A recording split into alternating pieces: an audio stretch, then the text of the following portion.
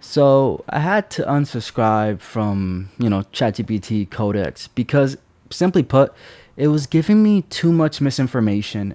And once I realized it, it just gave me the ick and made me lose, I guess, trust. So to start things off, right, I was messing around trying to like vibe code a game. And I wasn't really making the progress that I wanted to. And ultimately I really did not like the code base that I was working in.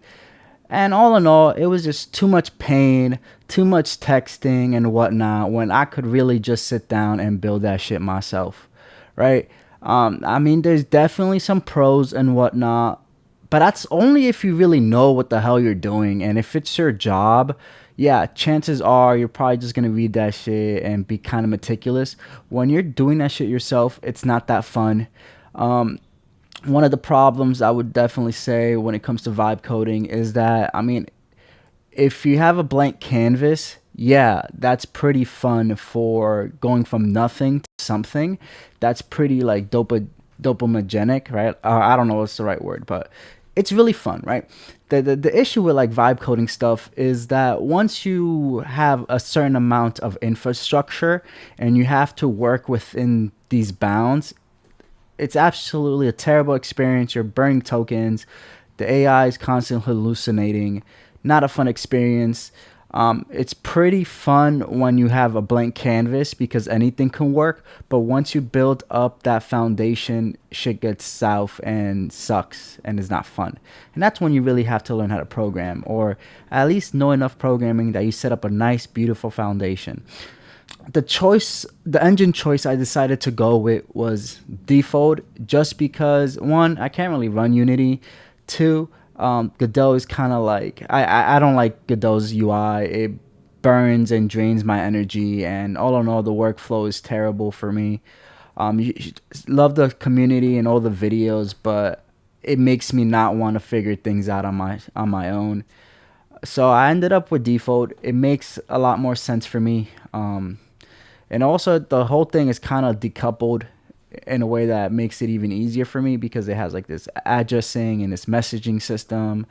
The major building blocks of it are just simply containers, right? Like if I create a game object, it's just a container for components, right?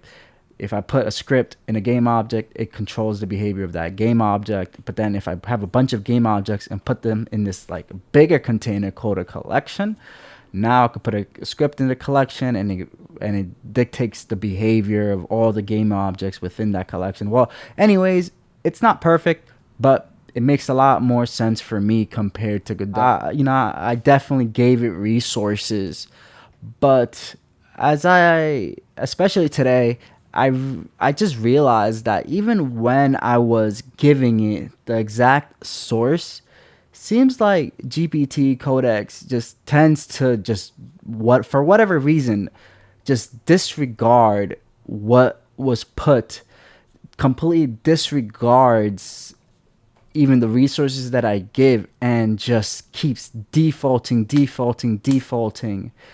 into the non way of doing it. I mean, listen, I'm learning in real time. Tutorials work. They want me to create a game. It's like Barbie dolls, right? Like a dollhouse. I don't want to build the game like a dollhouse. I don't want to do that. You know what I mean? Like, it sounds so annoying to me to sit down and create a wolf game object, right? It is a wolf. The behavior of a wolf is inside this game object. And then I clone it and change it a little bit, and now it's a fire wolf, right? And then I have to constantly do all these things. That sounds annoying. I'd rather have a plain, neutral game object, right? I'd rather sit down and figure out what's the behavior profile of a wolf. If it's really nothing special and it's just like a difference in sprites, I'd rather just throw in a generic game object and then and have like a script to just replace the sprites, bro. If there's nothing special, replace the sprites, right? And then if it has special moves, right? Like if it's a turn-based game, the game, I would imagine I would just include its special moves in its definition, because otherwise it should be like a generic move pool. It doesn't matter.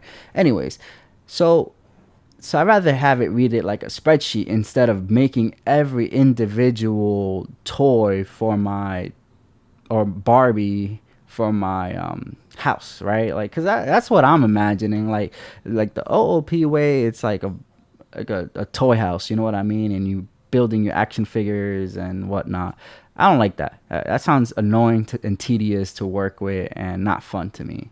I'd rather do a spreadsheet, right? Because the HP is just pure behavior.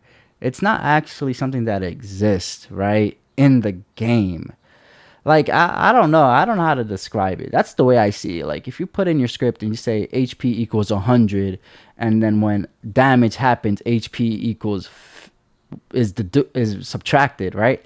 And then you go into your enemy and you give it HP equals 500, right? The HP, to me, in my head, the HP isn't actually a thing in the game. You know what I mean? It's a thing in each object, but it's not an overarching. It's like reality, right? It's not a concept in reality to me. That's why I think definitions are so important.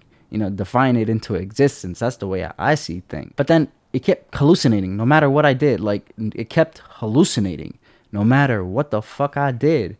And I kept trying to refresh and refresh, and it just kept hallucinating, just kept giving me this over engineered bullshit that I just had enough. I had a realization. It's kind of like, you ever meet somebody that uses all these big words to seem like they smart or better than you. It kind of seems like that. You know what I mean? I feel like if you really are intelligent, you could explain things in a way that doesn't exclude anybody. You would use words and information in a way that's accessible. Why? Because it showcases your complete understanding in the matter. If you can make something complex seem simple, to me, that's intelligence. In my experience so far, Codex just is constantly like over engineering and over complicating things. The best way I could describe it, the way Codex functions and works, it's like it's trying its best to provide shareholder value. It's trying its best to, give you the illusion that it is so intelligent, that it's so smart, and so worthy of your investment and time, and that it's value. And it just gives me the ick, because it's the harness, right? It's probably how the harness was built. But to me, that's kind of an eyesore, and it's kind of annoying for me personally, because then I don't understand, because it's, no matter how much I try, even if I put study and learn, I have to walk it through so many steps. And by the time the context dries up, I have to restart, because I have to constantly get it to, gotta go build the game. You know what I mean? No relying on AI to help me build the game. It's up to me, because even when I gave it resources to help me, it kept misinforming me, and that's why I don't like it. So it is what it is.